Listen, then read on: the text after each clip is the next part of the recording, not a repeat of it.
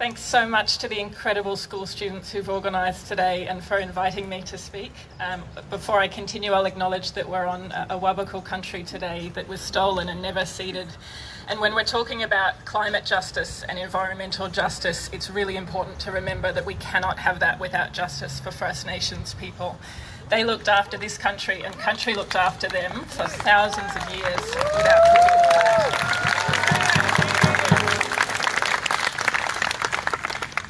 I'm here to speak to you today as someone that's volunteered for emergency services for the last 10 years.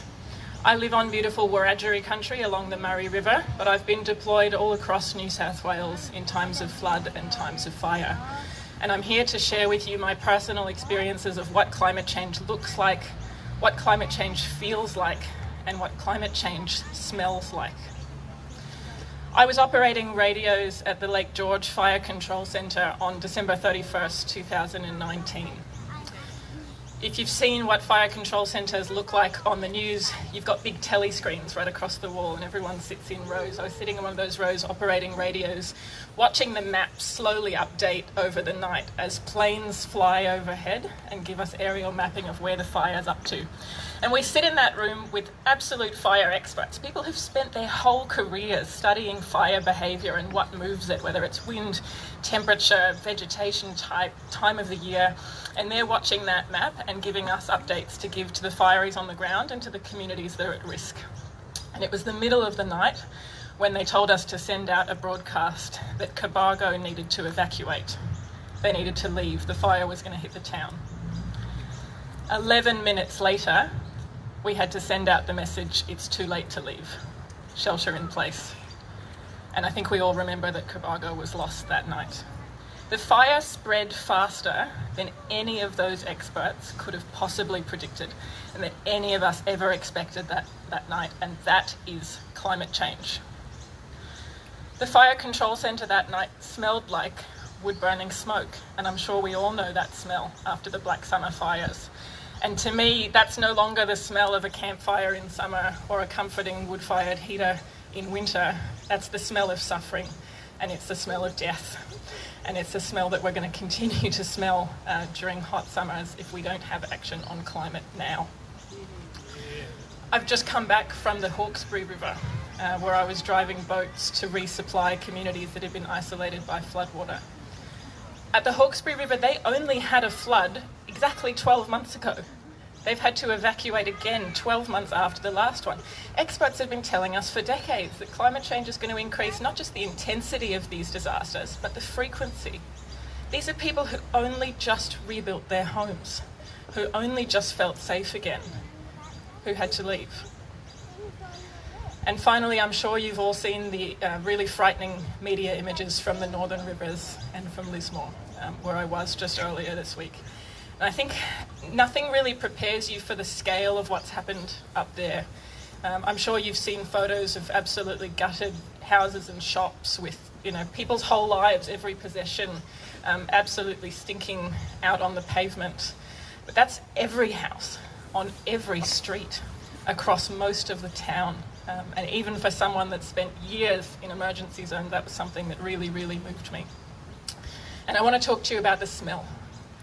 Floodwater stinks. It stinks like manure and sewage and oil and everything else that's ever been washed into it as it sweeps through a community. And it's a smell that sticks with me when I come home from deployment. It's in my clothes, it's in my bags. It takes days and days and days to shower it away. But I feel grateful that I can come home and my home doesn't smell like that. And for thousands and thousands of people across the Northern Rivers right now, and the Hawkesbury River and the South Coast and everywhere that just flooded, that's now the smell of their whole life. And that's the smell of climate change. There are a few things that give me hope amongst all of this despair. And the first one is that those communities are amazing. There is a serious lack of government support for those communities, and they have come together to look after each other. The human spirit, and particularly in regional communities, is incredible. The second thing that gives me hope is you guys. The school strike movement is one of the biggest climate movements in the world.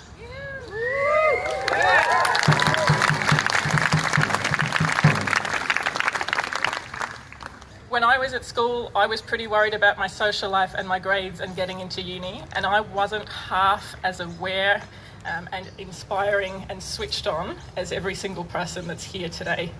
You guys give me hope, and I thank you so much for what you're doing.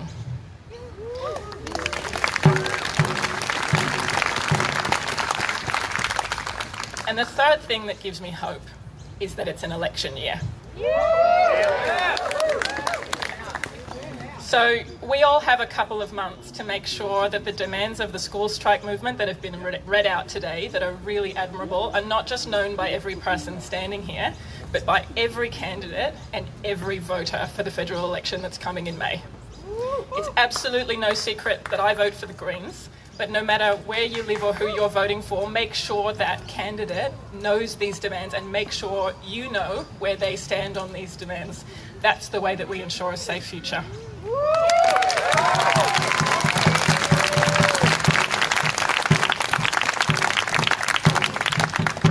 Thanks so much for having me today, and for the rest of the afternoon and the rest of my life and my future, I will hand it back to the kids.